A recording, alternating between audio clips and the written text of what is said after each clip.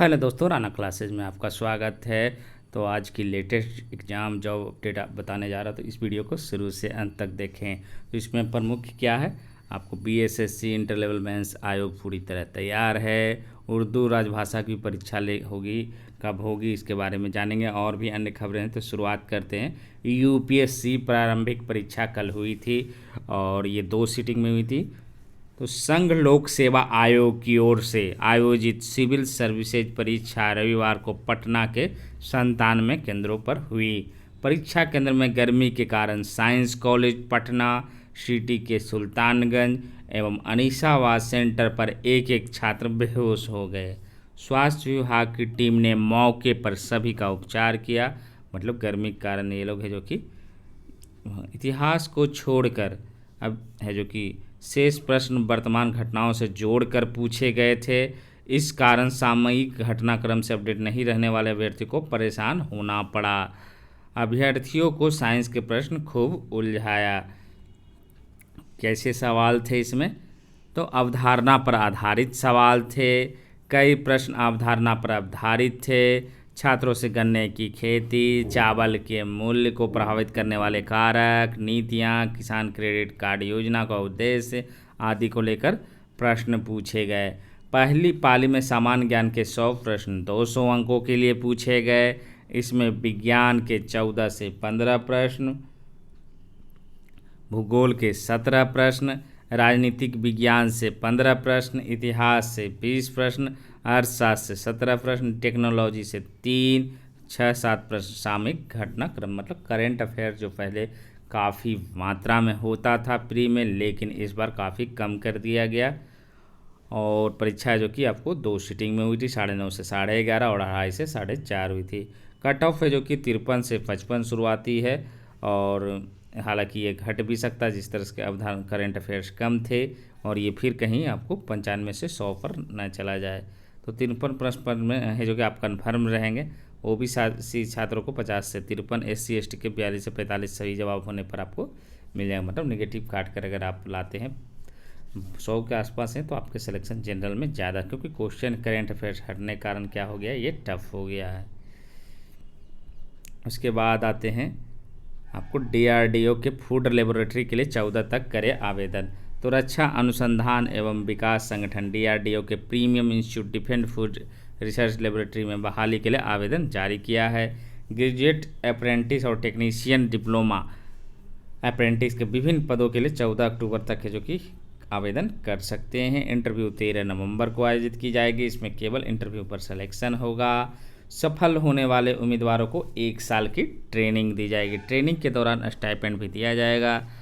Student अधिक जानकारी के लिए DRDO.gov.in पर जाकर है जो कि फ़ायदा उठा सकते हैं। इसमें ग्रेजुएट अप्रेंटिस के कुल 3 पद, टेक्नीशियन डिप्लोमा अप्रेंटिस के है जो कि 12 पद हैं भरे जाएंगे। ग्रेजुएट अप्रेंटिस को 9,000 रुपये प्रति महीना और टेक्नीशियन अप्रेंटिस को 8,000 रुपये प्रति महीना दिया जाएगा। ग्रेजुएट अप्रेंटिस के लिए मैकेनिकल इंजीनियरिंग में B या BTech, फूड साइंस में BSc या फूड टेक या फूड प्रोसेसिंग में BTech होना चाहिए। Technician apprentice electrical engineering, mechanical engineering, hotel management, catering technology, refrigeration, plastic technology, food and nutrition आदि शामिल कोर्स आवेदन कर सकते हैं।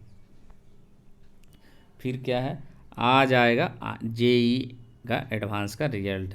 तो आज है जो कि आपको वेबसाइट है जो कि JEEDV.ac.in पर जाकर है जो कि रिजल्ट देख सकते हैं, और ये सुबह 10 बजे जो कि जारी कर दिया जाएगा। और 27 सितंबर को आयोजित ये परीक्षा हुई थी एडवांस की। पहले पेपर है जो कि दूसरे पेपर में जो कि पहला पेपर में कितने 1,51,311, दूसरे पेपर में 1,50,900 परीक्षार्थी शामिल हुए थे। रिजल्ट की घोषणा के बाद काउंसलिंग की प्रक्रिया शुरू की जाएगी। ज्वाइंट सीट एलोकेशन अथॉरिटी 6 अक्टूबर से रजिस्ट्रेशन प्रक्रिया शुरू करेगा।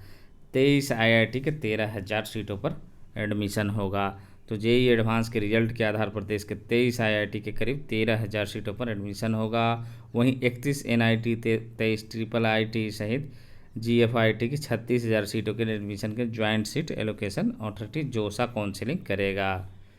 तो ये आपके आज रिजल्ट 10 बजे जारी हो जाएगा। उसके बाद बिहार संयुक्त प्रतियोगिता परीक्षा का एडमिट कार्ड जो कि जारी कर दिया गया है। और ये परीक्षा है जो कि 10 और 11 अक्टूबर को होगी। इसके लिए एडमिट कार्ड है जो कि जारी कर दिया गया। इसके साथ ही बीएससीबी ने भागलपुर जोन के 2 परीक्षा केंद्र को रविवार को बदल दिया है।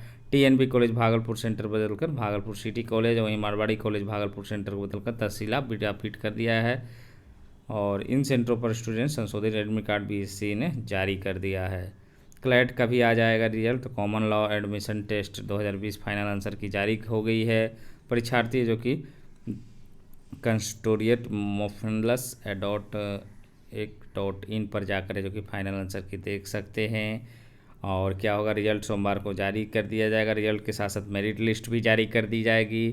काउंसलिंग की प्रक्रिया मेरिट लिस्ट के आधार पर ही होगी। काउंसलिंग और प्रवेश प्रक्रिया 9 से 15 अक्टूबर के बीच होगी। इस दौरान उम्मीदवारों को 50,000 रुपये की काउंसलिंग शुल्क का भुगतान करना पड़ेगा, जो एडमिशन के समय कॉलेज की फीस में जुड़ जाएगा। गौरतलब 28 सितंबर आयोजित हुए क्लैट करीब 60,000 अभ्यर्थी जो कि शामिल हुए थे। और ये बिहार की जो कल परीक्षा हुई थी, कदाचार मुक्त आयोजित हुई सिपाही भर्ती परीक्षा। तो बिहार स्वाभिमान पुलिस बटालियन में अनुसूचित जनजाति की महिलाओं की सिपाही भर्ती परीक्षा के लिए रविवार को की राज्य के 6 जिलों में हुआ था। दरभंगा, कटिहार, भोजपुर, बेतिया, औरंगाबाद और भागलपुर में सुबह 10 बजे से 12 बजे तक एक पाली में कुल 59 केंद्रों पर हुई। कोविड-19 को देखते हुए जो कि ये परीक्षा जो कि सैनिटाइजेशन बायोमेट्रिक विधि का प्रयोग कर कदाचार मुक्त है जो कि किया गया था। उसके बाद पंचायती राज प्रशिक्षण संस्थान आउटसोर्सिंग से पदों पर होगी भर्ती। तो प्रदेश के पंचायती राज विभाग में पंचायती राज प्रशिक्षण प्रिंट और जिला पंचायती रिसोर्स डीपीआरसी के लिए राष्ट्रीय ग्राम स्वराज अभियान में 27 पदों पर आउटसोर्स से नियुक्ति होगी। तो ये जो है आपको नियुक्ति उत्तर प्रदेश में होगी। और पद जो है आपको क्या क्या है, इन पदों के लिए एक फैकल्टी स्वच्छता, ठोस तरल अपशिष्ट प्रबंधन, एक फैकल्टी, ये सब है जो कि आप देख सकते हैं वेबसाइट पर पंचराज.nic.in पर। ये उत्तर प्रदेश की वैकेंसी है। और अक्टूबर 2020 को शाम 6 बजे तक पूरा आवेदन है जो कि जमा करना पड़ेगा। 13 अक्टूबर शाम 6 बजे तक है जो कि जमा होगा ये। और इसमें क्या चाहिए आपको, ये जो टेक्निकल डिग्री है स्वच्छता, ठोस एवं तरल प्रबंधन विशेषज्ञ एक पद के लिए योग्यता MBA, MSW समाजशास्त्र के न्यूनतम अंक 55% होना चाहिए। इंटरनेट का ज्ञान जरूरी है। वरिष्ठ फैकल्टी एवं सह प्रबंधक के लिए समाजशास्त्र, MSW, MBA, मानव विज्ञान, लोक प्रशासन में 55% अंक चाहिए। योग्यताओं के साथ साथ जो कि 10 वर्ष का अनुभव भी जरूरी है, तो इसको आप देख सकते हैं। इंटीग्रेटेड बीएड के लिए इंट्रेंस टेस्ट है जो कि 78.51%। इसका रिजल्ट कब आएगा, तो 12 होगा चाहिए। 4 वर्षीय इंटीग्रेटेड बीएड कोर्स है। इंटरेस्टेड 15 केंद्रों पर आयोजन किया गया था ये। और 4 वर्षीय इंटीग्रेटेड कोर्स में छात्र जो कि स्नातक के साथ ही बीएड की भी डिग्री प्राप्त नई शिक्षा नीति के अनुसार आने वाले दिनों में इंटीग्रेटेड कोर्स ही चलेंगे। राज्य nodal officer professor Ashok Kumar Mehta ने बताया। परीक्षा जो कि शांतिपूर्ण हुई। और ये जो है आपको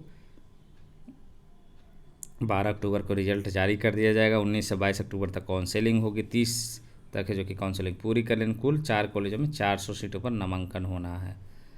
अब आते हैं, क्योंकि चर्चा का विषय गर्म है, बिहार दरोगा मेंस 29 नवंबर को होगी या BSSC इंटर लेवल, तो निश्चित रूप से एक की तिथि बढ़ेगी। लेकिन क्या है, इसको पढ़ते हैं इस खबर को। राजभाषा सहायक उर्दू अनुवादक और सहायक उर्दू अनुवादक की परीक्षा दिसंबर में संभावित है। बिहार कर्मचारी चयन आयोग के सूत्रों की माने तो मध्य दिसंबर तक यह शुरू हो सकता है। इससे पहले 29 नवंबर को BSSC प्रथम इंटर स्तरीय मुख्य परीक्षा प्रतियोगिता परीक्षा का आयोजन करेगा। चूँकि चुनाव के बाद इसकी तिथि पहले ही निर्धारित है, लिहाजा इसकी तिथि में परिवर्तन नहीं होगा। हालांकि 60,000 से अधिक अभ्यर्थियों को परीक्षा शामिल होने के लिए सोशल डिस्टेंसिंग के आयोजन की एक बड़ी चुनौती होगी। परीक्षा केंद्रों की संख्या इसके कारण सामान्य से दोगुनी होगी। लेकिन राजभाषा सहायक उर्दू अनुवादक और सहायक उर्दू अनुवादक तीनों परीक्षा में बैठने वाले अभ्यर्थियों की संख्या बहुत कम है। तो मतलब साफ है कि आपको BSSC इंटर लेवल मेंस के लिए मैंने पहले ही बताया, कर्मचारी चयन आयोग पूरी तरह तैयार है। और किसी भी सूरत में जो कि वो लेने के लिए मतलब ज़्यादा चांसेज है। और जहाँ तक बात है कि आप बिहार दरोगा मेंस से जो कि क्या उसी डेट में होगी, तो हो सकता है आपको बिहार दरोगा मेंस ही की तिथि में आपको बदलाव हो। और ये आपको ज़्यादा संभावना है 13 दिसंबर की, क्योंककि आप देख रहे हैं कि लिहाजा इसके तिथि में अब परिवर्तन नहीं होगा। तो मतलब आपको BSSC इंटर लेवल मेंस ही ज़्यादा चांस है कि आपको 29। और बहुत ज़्यादा इसमें बहुत सारे लोग समझ रहे हैं कि दोनों परीक्षा एक साथ हो जाएगी तो क्या करूँगा, किसको दूंगा नहीं। हाँ, ये चीज़ तो है क्योंकि दोनों की तिथि 29 नवंबर को निर्धारित है, तो आपको इसमें टेंशन लेने की बात नहीं है। उम्मीद है आपको बिहार दरोगा मेंस की तिथि है जो कि आपको 13 दिसंबर को हो सकती है, क्योंकि 6 दिसंबर जो है आपको ESI की परीक्षा की पहले से ही तिथि निर्धारित है, तो आपको 13 दिसंबर को ज़्यादा संभावना है कि आपकी परीक्षा है जो कि बिहार दरोगा मेंस हो सकती है। लेकिन अभी के हालात के अनुसार तो दोनों तिथि एक है, और बहुत सारे लोग इसी कन्फ्यूजन में हैं किसको दूं, किसकी तैयारी करूं ना करूं।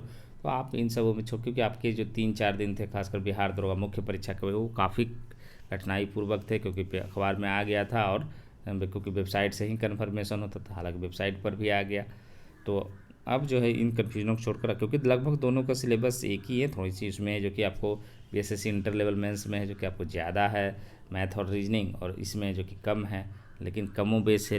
ऐसा नहीं किसी में हिंदी है, अंग्रेजी है या अन्य विषय है, तो लगभग पैटर्न वही है। थोड़ा सा चेंजिंग है कि आपको math reasoning BSSC inter level में ज़्यादा है और इसमें कम है, 75 है उसमें, और इसमें 20 है, 100 की वहाँ क्वेश्चन है, और BSSC इंटर लेवल में 150 की है। तो दोनों आप मिला कर जो कि तैयारी कर सकते हैं। और अभी ये जो कि ये सुस्तीपन छोड़ दे, क्योंकि बीच में अब दुर्गा पूजा है पर्व के समय, तो आपको पढ़ना पड़ेगा। और आप जितने कॉन्शस रहेंगे, कंसिस्टेंसी मतलब लगातार रहेगी, तब आप निकल जाएँ। अगर बहुत सारे लोग हैं जो कि छोड़ दिया, अब तो 2 महीना बढ़ गया, अब मुझे आराम से पढ़ना, बाद में पढ़ूँगा, कल से पढ़ूँगा, परसों से पढ़ूँगा, तो ये कल वाली जो सिद्धांत है वो छोड़ दीजिए और शुरू कर दीजिए कि करना तो है ही, क्योंकि सारे लोग लगे हुए हैं। और दोनों ऐसा नहीं कि प्री एग्ज़ाम है, दोनों मेंस एग्ज़ाम है, और सीटों की संख्या एक में 13,000 कुछ है और एक में जो कि आपको लगभग 2446 पद है। तो इसी अपडेट के साथ धन्यवाद।